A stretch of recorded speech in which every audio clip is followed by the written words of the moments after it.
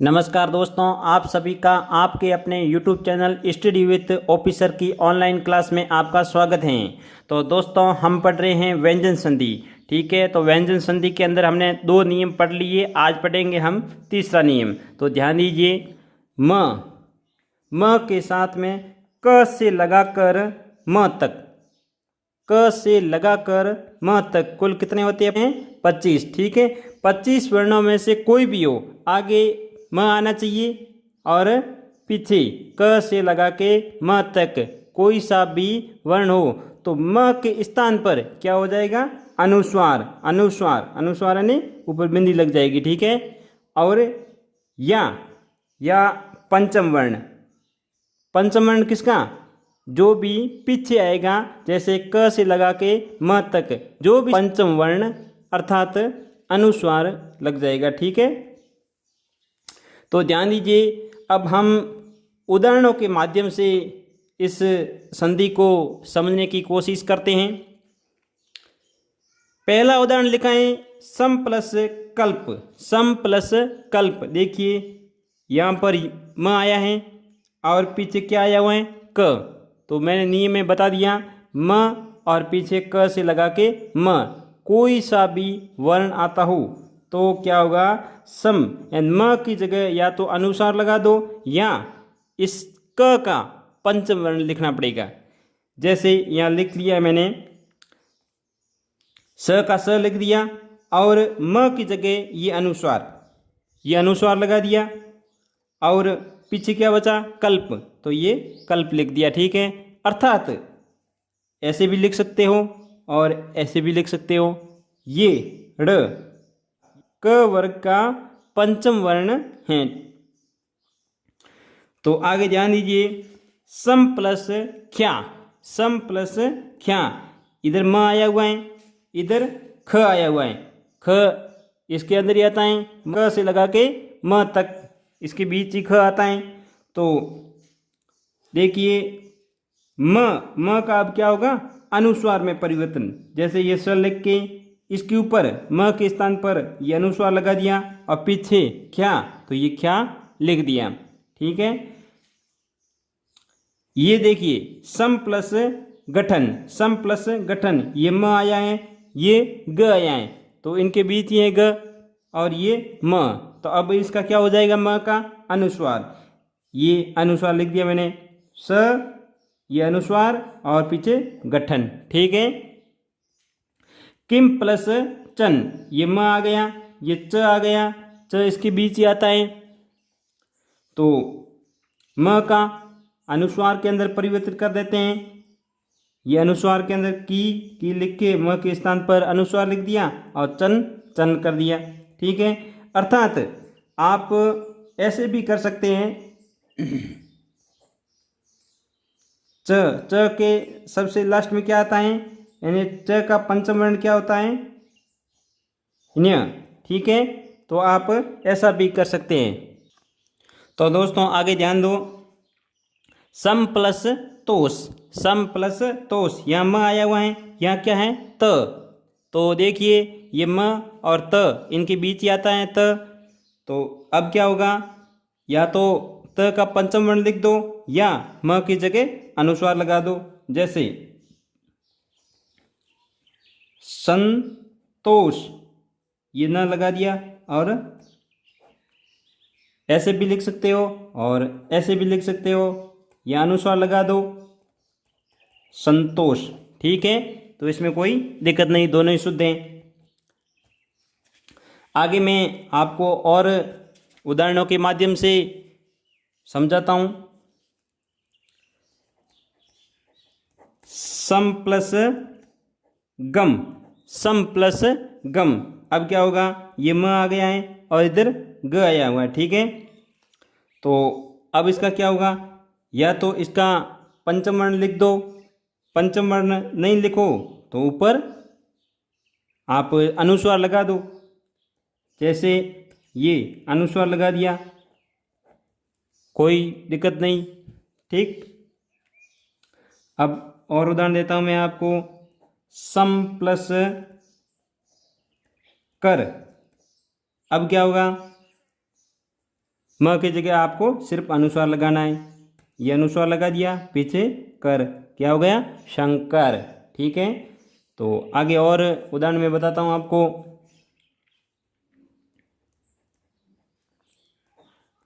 सम plus चय, सम plus चय। ठीक है, तो ये म आ गया, इधर च आया, तो अब म के स्थान पर क्या करना है? अनुस्वार।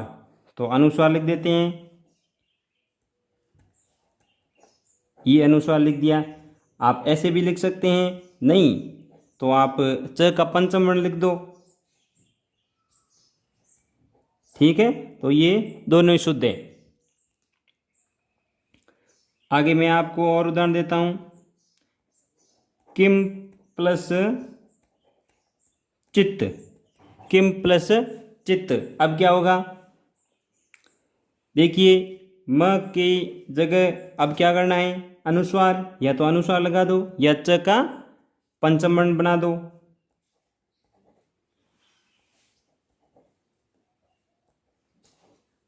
या तो ऐसे लिख दो और या ऐसे लिख दो,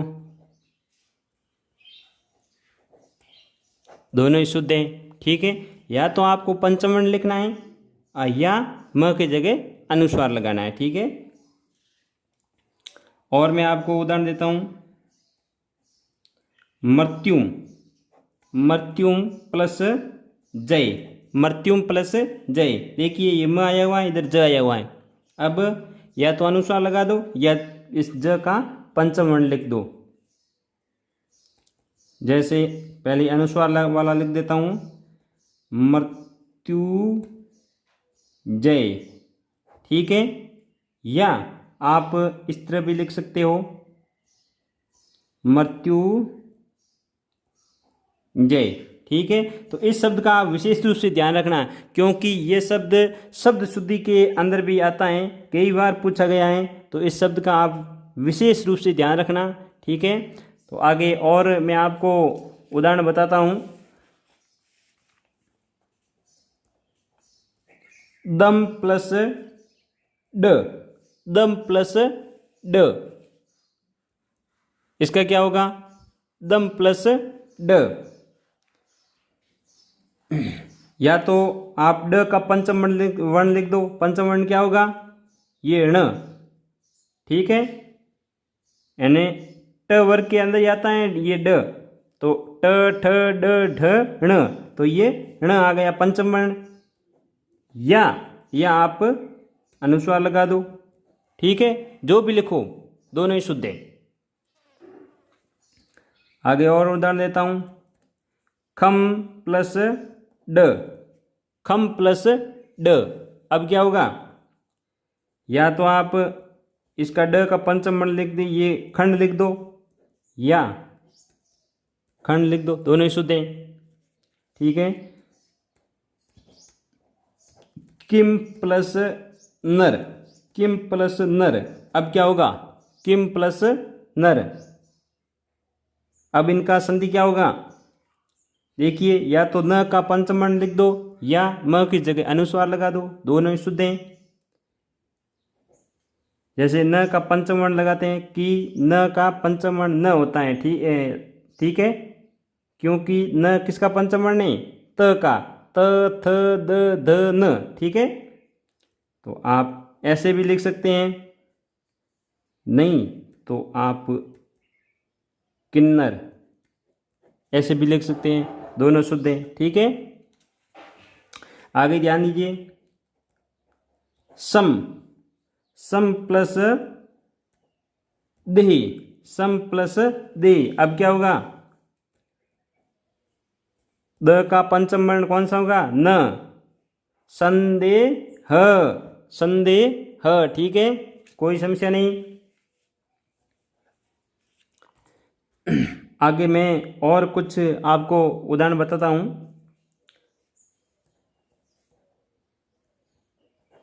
परंतु, परंतु का संधि विच्छेद करिए। देखिए, न आया है, न की जगह आपको क्या लिखना है? म लिखना है, और कुछ करना नहीं है। जैसे परम, परम प्लस तू, परम प्लस तू। ठीक है,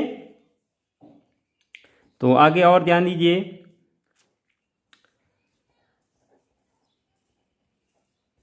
तीर्थम, तीर्थम प्लस कर, तीर्थम प्लस कर। अब क्या होगा, ये तीर्थ लिख दिया। अब या तो अनुस्वार लगा दो, ये अनुस्वार लगा दिया, अनुस्वार लगा के ये पीछे लिख दो, ये भी शुद्ध है। या तीर्थ लिख के इस क का पंचम वर्ण लिख दो, पंचम वर्ण क्या होगा, ये ड, ठीक है। अब पीछे आप ये कर लिख दो, दोनों शुद्ध हैं। मैं कुछ उदाहरण आपको और दिखाता हूँ।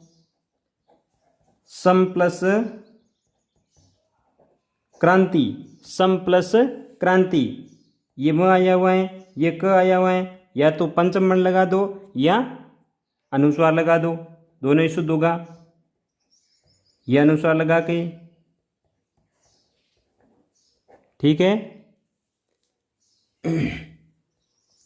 आगे और आपको उदाहरण देता हूँ।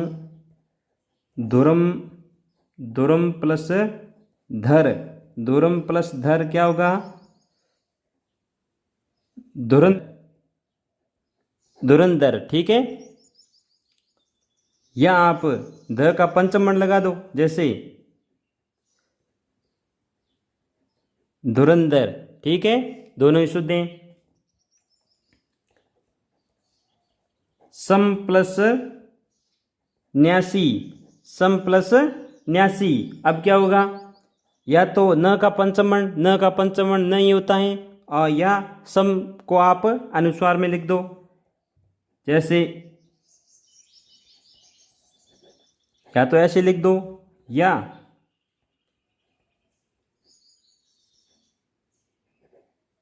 ठीक है सन्यासी, या आप ऐसे लिख दो या ऐसे लिख दो, दोनों ही शुद्ध हैं, ठीक है, सन्यासी। आगे और उदाहरण देता हूं आपको। धनम, धनम प्लस जय, धनम प्लस जय, कुछ मैं आपको जूम करके दिखा देता हूं, ठीक है, साफ दिखाई दे रहा है। धनम प्लस जय, धन, इसका पंचम वर्ण, ज का पंचम वर्ण न्य, ठीक है, जय, या तो आप ऐसे लिख दो या धन जय, तो दोनों ही शुद्ध हैं, आप जैसे भी लिखो, ठीक है। तो दोस्तों कुछ इस नियम के अपवाद भी हैं जो मैं आपको ये बता देता हूँ। अपवाद का भी नियम है, सम प्लस क्री, सम प्लस क्री एंड क्री प्रत्यय आ जाता है सम के पीछे, तो सम के स्थान पर क्या आ जाएगा, अनुस्वार, सम के स्थान पर अनुस्वार आ जाएगा। और क से पहले एंड क्री, ये क्री है, क्री से पहले स हलंत, स का आगम होगा, यानी जुड़ जाएगा, इसके आगे जुड़ जाएगा, ठीक है। तो इसके ऊपर ध्यान, विशेष रूप से ध्यान देना। अब क्री, क्री प्रत्यय के अंदर लगभग पहचान वाले कौन कौन से शब्द हैं वो भी मैं आपको बता देता हूँ। कार, करण, कार, करण, कृत, कर्ता, कृति, ठीक है, ऐसे शब्द आएंगे तो आपको ध्यान पड़ जाएगा।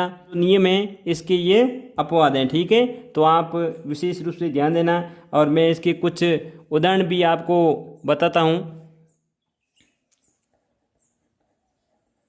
सम प्लस करण, सम प्लस करण, अब क्या होगा सम प्लस करण का, ये स के बाद म के म के स्थान पर क्या आ जाएगा, अनुस्वार, तो ये मैंने अनुस्वार लिख दिया। अब पीछे करण, ठीक है, तो ये पहले मैंने आपको नियम बता दिया था, ये करण, ठीक है, करण आ गया।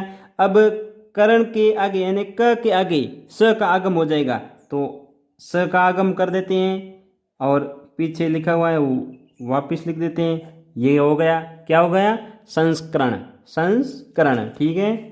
एक और उदाहरण देता हूं मैं आपको। सम प्लस कृत, सम प्लस कृत का क्या हो जाएगा, स, अब म की जगह अनुस्वार लिख देते हैं, और कृत, ये नियम के अंदर मैंने आपको बताया था कृत। अब कृत के आगे यानी क के आगे आपको स का आगम करना है। ये स का आगम कर दिया। अब पीछे है जो लिख दो। ये क्या हो गया? संस्कृत। क्या है? संस्कृत। सम प्लस कार, सम प्लस कार। अब इसका क्या होगा? स, इस म के जगह अनुस्वार और क से पहले स का आगम करना। ये स का आगम कर दिया। ये क्या हो गया? संस्कार। ठीक है, संस्कार। आगे ध्यान दीजिए। और सम प्लस कृति, सम प्लस कृति। तो ये मैंने नियम में बताया, ये लिखा हुआ है कृति और ये सम। ठीक है, तो अब म के स्थान पर क्या करना है? अनुस्वार का आगम करना है और इनका से पहले आपको स का आगम करना है। ठीक है, तो अब इनका क्या होगा? स लिखा और म के जगह ये अनुस्वार लगा दिया और अब क से पहले स लिख दो, आधा यानी हलंत। अब ये पीछे जो शब्द हैं ये सेम लिख दो वापिस। क्या होगा? संस्कृति। तो दोस्तों, मैं आपको हिंदी व्याकरण का संपूर्ण पाठ्यक्रम इस YouTube चैनल के माध्यम से पूरा करा दूंगा। ठीक है, आप हिंदी व्याकरण के लिए कहीं पर भी पढ़ने जाने की ज़रूरत नहीं है, न कहीं आपको कोचिंगों में भटकने की ज़रूरत है। क्योंकि आप देखिए कोचिंगों में जाते हो तो आपके एक तो सबसे पहले समय की बर्बादी। ठीक है, समय सबसे महत्वपूर्ण होता है, आने जाने में भी समय खराब होता है। ठीक है, दूसरे नंबर आपको धन की बर्बादी भी होती है। देखिए माता पिता के खून पसीने की कमाई आप कोचिंगों में देते हो और वहीं से आप संतुष्ट भी नहीं हो पाते हो। तो ध्यान दीजिए, एक मेरे यहाँ समय की भी बचत, धन की भी बचत। ठीक, तो आइए दोस्तों हम व्यंजन संधि के चौथे नियम के बारे में जानते हैं। देखिए म हलंत है। म के बाद में य, र, ल, व, स, ह। ठीक है, इनमें से कोई भी वर्ण आए तो आप क्या करना? सिर्फ अनुस्वार लगाना है। सिर्फ क्या करना है? अनुस्वार लगाना है। ठीक है, यानी म के बाद में य, र, ल, व, श, अ। ठीक है, इनमें से जो भी आए तो आप म के स्थान पर क्या करना है? अनुस्वार लगाना है। तो उदाहरणों के माध्यम से अपन समझते हैं। सम प्लस योग, क्या लिखा हुआ है? सम प्लस योग, सम प्लस योग। देखिए यहाँ पर म आया हुआ है और यहाँ ये आया हुआ है। ठीक है, तो अब क्या होगा? म के स्थान पर सिर्फ अनुस्वार होगा। सिर्फ अनुस्वार होगा। ऐसा नहीं कि पंचम वर्ण, पंचम वर्ण, क्योंकि इनका किसी का पंचम वर्ण नहीं होता है, इनका पंचम वर्ण नहीं होता है, इसलिए आपको सिर्फ अनुस्वार लगाना है। तो ये देखिए स लिख के ऊपर म का अनुस्वार लगा दिया और योग, ये सम प्लस रचना, तो स के ऊपर अनुस्वार लगा के ये रचना लिख दिया पीछे। सम प्लस ये क्या लिखा? वत, सम प्लस वत। तो देखिए स के ऊपर अनुस्वार लगा दिया और पीछे वत लिख दिया। और मैं आपको इससे संबंधित उदाहरण बताता हूँ जो परीक्षा में पूरी संभावना रहती है। ऐसे ही मैं आपको उदाहरण बताऊंगा। सम प्लस से, सम प्लस से। अब क्या होगा? म के स्थान पर आपको अनुस्वार लगाना है, सिर्फ अनुस्वार लगाना है। ठीक है, संचय। ठीक है, आगे ध्यान दीजिए। सम प्लस शोधन, सम प्लस शोधन। अब क्या होगा? स अनुस्वार और शोधन। ठीक है, संशोधन। सम प्लस वर्धन, सम प्लस वर्धन। अब क्या होगा? संवर्धन। ठीक है, सम प्लस सार, सम प्लस सार, ठीक है। क्या होगा, अनुस्वार लगा देते हैं और सार, संसार, ठीक। किम प्लस वदंती, किम प्लस वदंती, ठीक है। तो अब इसका क्या होगा कि ऊपर अनुस्वार, किवदंती, ठीक है।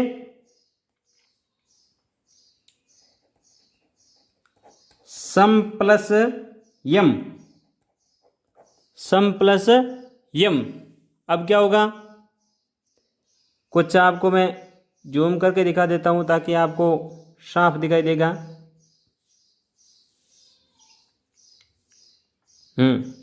सम प्लस यम क्या होगा, संयम, संयम, ठीक है।